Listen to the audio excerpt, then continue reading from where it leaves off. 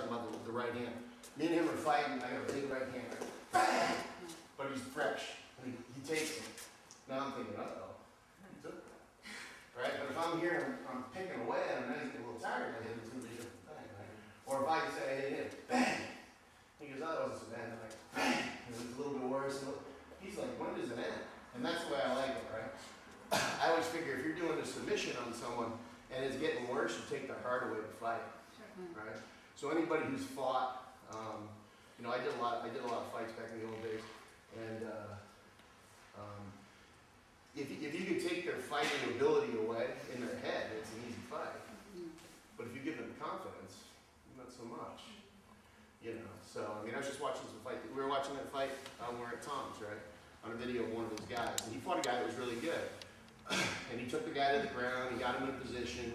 Other guy was fine, but you could see the guy's heart gone, right? They came back up and he was just like, and then it was like nothing to fight after that. And I always think that's the way it should be, right? So, so when we're doing our submissions, I'm always thinking of what I can do.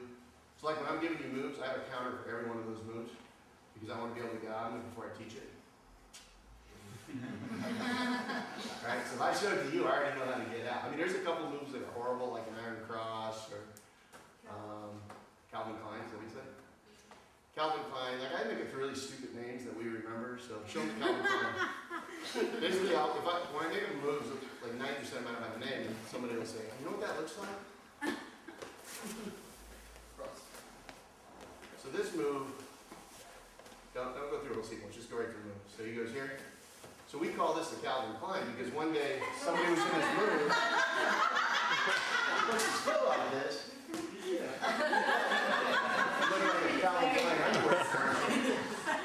But you know, if you make up dumb names like that, then not only do we know it, but if say these guys were fighting and they were in the ring and I'm on the side and I can see the move coming, I go, Calvin Klein, who knows that?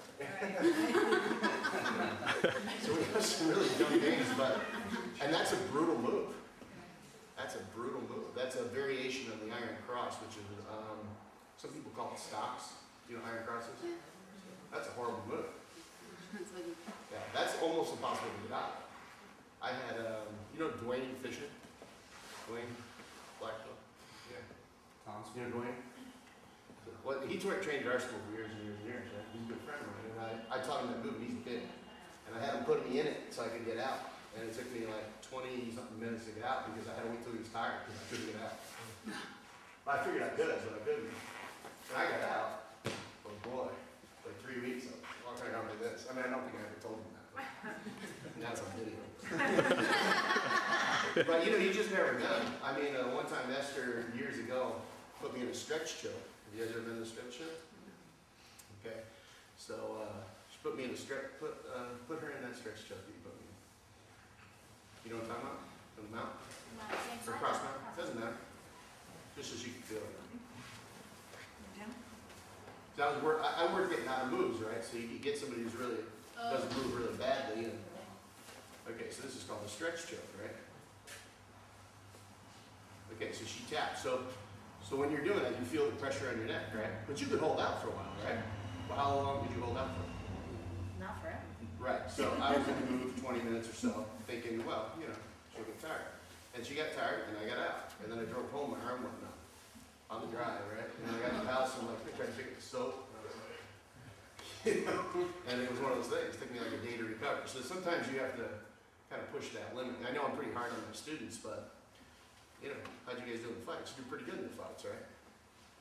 Without doing, you know, tons of sprinting in here. We do a lot of push the cardio type of things with our fights. So, any other questions, guys? Only other thing I'm going to show you is I'm going to show you a rear naked choke.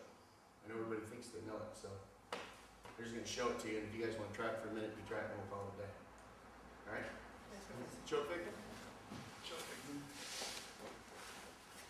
So, rear naked choke. Okay. People do it all different ways. A lot of people push. Don't like that. Okay, so when you're doing a rear naked choke, the idea is a blood choke, right? You have a throat choke, you have a blood choke. Okay, if you get just one of these things, the person will still go out. If you get two, they go out even better. So I can hold these, and they'll go out, right? Or I can hit them, and they can go out. But if you can take your bicep and take one, and take your forearm and take the other, you want one arm, you can get the guy out, okay? So that's kind of the idea of a choke. So when I'm doing the choke, I hit, what I like to do is to hit that thing. So you traumatize that artery, get it to pinch down a little bit, take some of the blood out of it. Okay? Slide the hand behind the ear, back of the hand. Everybody say it. Back of the hand. Everybody does this. Then you wrap, you pull the shoulder back. I take my thumb that's behind, I stick it in my sternal notch, a little hole in the bottom of your neck. And I grab onto my pec or my clavicle, you know, whatever you got up there, grab it. Okay? Then you relax the arms. You don't pull, because that opens up the choke. Heads down. Sometimes I sing. And then I like to get the chest against their chest, not up the hop, like this. That way you can push into it. Right? And then choke. Okay? Again. Wrap, slide in, pull that back. If you don't get it, you just keep till you get it. Get it in nice and tight and squeeze. There's your choke. Okay, so a choke, if you do it right, should only take a couple seconds. It's hard for me to do a choke. If your forearm doesn't fit under their neck, it's hard to do a choke. But if you, Esther, come up here.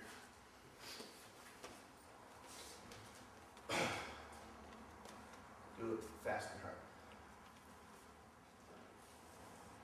Okay, now do it and keep your chest low. And lean forward again. Lean forward, this way. Okay. So, when you get that thing wrapped, you just relax to get the choke. If I didn't get, say I'm going for a choke and he's defending, my favorite thing was to put my hand under his nose and lift his head. So he's here, and usually I just do this. I go, ah. Right, so this goes from here to here. All right, so I'm trying to get that choke, and I just wrap it. Now, if he switched his head, I'd just switch my hand. If he turned his head, I'd flip and do a crank. If he turned the other way, I'd switch and do a different kind of crank. Okay, so there's all different chokes from here, but you just got to practice them, right? So one of the drills that we do is, I'll let you guys do it. Put Ian in a choke.